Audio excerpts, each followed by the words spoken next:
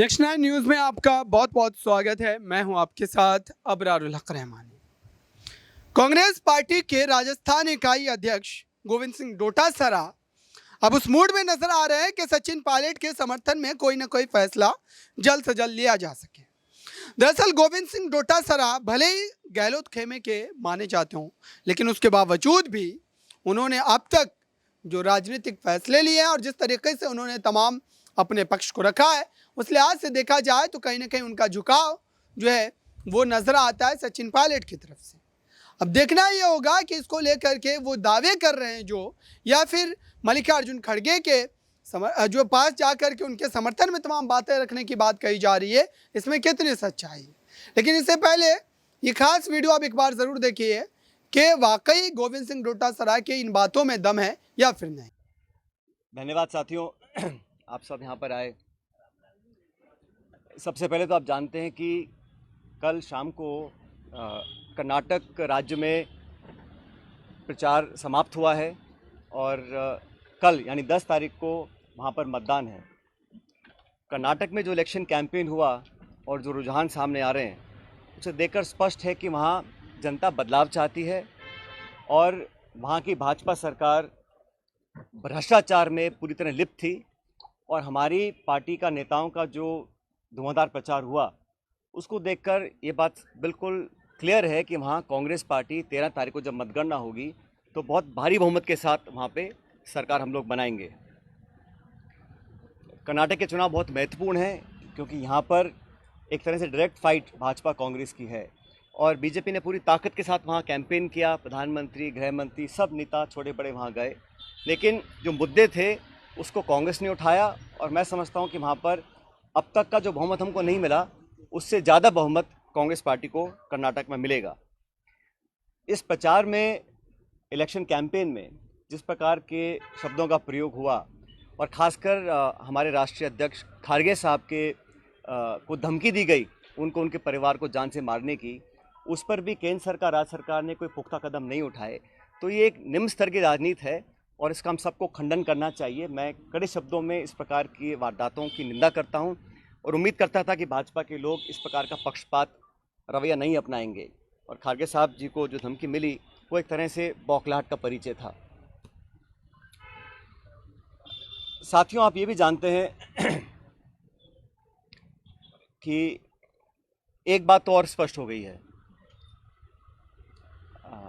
सामान्य मुख्यमंत्री जी का भाषण परसों धौलपुर में हुआ और उस भाषण को सुनने के बाद मुझे ऐसा लगता है कि सामान्य मुख्यमंत्री जी की नेता आदरणीय श्रीमती सोनिया गांधी जी नहीं हैं, बल्कि उनकी नेता वसुंधरा राजे सिंधिया जी हैं।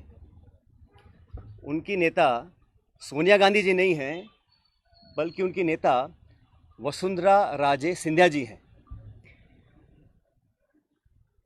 और एक तरफ ये कहा जा रहा है कि हमारी सरकार को गिराने का काम भाजपा कर रही थी, दूसरी तरफ कहा जाता है कि सरकार को बचाने का काम वसुंधरा जी कर रही थी। तो ये जो विरोधाभास है, इसको समझाना चाहिए। आप कहना क्या चाह रहे हैं, ये स्पष्ट कर देना चाहिए। आप सबको मालूम है, सरकार बनने के बाद मैं प्रदेश का उप मुख्यमंत्री था, प्रदेश अध्यक्ष था और 2020 में देशद्रोह, राष्ट्रद्रोह के मुकदमे में मेरे पर कार्रवाई करने की कोशिश की गई थी।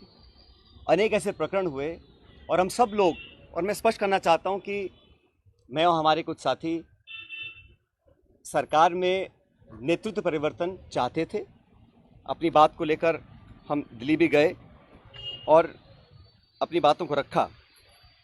उसके बाद अखिल भारतीय कांग्रेस कमेटी ने लगातार चर्चाएं हुई और आज वो दुनिया में नहीं है, स्वर्गीय अहमद पटेल साहब, लेकिन उनके माध्यम से सब नेताओं से मुलाकात हुई और एक कमेटी का गठन हुआ, AICC ने किया। उसमें माखन साहब, वेणुगोपाल जी और अहमद पटेल जी सदस्य थे और उस कमेटी का एक काम था। और कमेटी जब गठन हुआ उस समय हम सब की बात सुनकर हमारी बातों को एक्सेप्ट किया गया और एक रोड मैप तैयार किया गया बहुत सारी बातें उसमें थी, मैं उसका उल्लेख नहीं करूँगा, लेकिन कमेटी का गठन हुआ और उसके बाद से हम सब ने, चाहे वो राज्यसभा के चुनाव हों, चाहे विधानसभा में मतदान हो, पार्टी का प्रचार हो, कांग्रेस को मजबूत और ताकतवर बनाने के लिए हम सभी साथियों ने जी जान से कोशिश की और मेहनत की। और 2.5 साल का जो कार्यकाल निकला वो इस बात का प्रतीक है। अनुशासन तोड़ने का काम कभी भी किसी ने नहीं किया। मुझे बहुत कुछ कहा गया, कोरोना, गद्दार, निकम्मा आदि, और जो ये आरोप परसों लगाए गए, ये 2.5 साल से मैं आरोप सुन रहा था, लेकिन हम अपनी पार्टी को और सरकार की छवि को नुकसान नहीं पहुंचाना चाहते थे। इसीलिए मुझे लगा कि जो प्रकार का भाषण दिया गया, मैंने पहली बार देखा कि अपनी सरकार को, अपने ही विधायकों को, अपने नेताओं को बेइज्जत और बदनाम करने का काम हो रहा है। कांग्रेस के विधायकों को तो बदनाम करने का काम हो रहा है और भाजपा के नेताओं का गुणगान हो रहा है। ये समझ से परे है। इस प्रकार का जो काम हुआ वो बड़ा गलत है। और हम सब लोग जो दिल्ली में गए थे अपनी बात को रखने के लिए, किन लोगों पर आरोप लगाए जा रहे हैं? ऐसे लोग जो पब्लिक लाइफ में 30, 40, 45 साल से हैं। 3 दिन पहले मैं बाड़मेर में था। सम्मानी हेमाराम जी 1980 से विधायक हैं। उनकी क्या छवि है, मतदाता, पब्लिक, उनके क्षेत्र के लोग उनको अच्छी तरह जानते हैं, उनकी क्या क्रेडिबिलिटी है और क्या पब्लिक लाइफ में उनका अब तक का इतिहास रहा। ओला साहब, जिनके स्वर्गीय पिताजी 1957 से चुनाव लड़ रहे हैं, बड़े बड़े पदों पर रहे, और हेमाराम जी ने तो अपने नौजवान बेटे की मौत में और याद में एक छात्रावास बनाया है। 100 करोड़ की ज़मीन तो उनकी बाड़मेर में, निजी ज़मीन को उन्होंने दान किया समाज के लिए, लोगों के लिए। पैसा इकट्ठा कर 22 करोड़ का एक हॉस्टल बनाया 150 बच्चों के लिए, गरीब बच्चों के पढ़ने के लिए। इन सब लोगों पर इस प्रकार के आरोप लगा देना, मैं समझता हूँ बहुत गलत है, बहुत निंदनीय है, और मैं सिरे से इन बेबुनियाद और झूठे आरोपों को नकारता हूँ। तो आपने देखा, लगातार इस तरीके की बातें कही तो जा रही है कि प्रदेश में सचिन पायलट की राजनीतिक वापसी कांग्रेस पार्टी करवाएगी, लेकिन कब, इसका जवाब किसी के पास नहीं है। और राजस्थान में क्या वो तमाम वोटर्स जो सचिन पायलट के नाम पर, उनके चेहरे पर कांग्रेस पार्टी को वोट किया करते थे, क्या अब इतनी बड़ी नाराजगी के बावजूद भी कांग्रेस के पक्ष में वोट करेंगे? ये भी एक बड़ा सवाल है। अब देखते हैं कि कांग्रेस पार्टी हाईकमान का इस पर क्या अंतिम फैसला आता है। इस खास रिपोर्ट में बस इतना ही।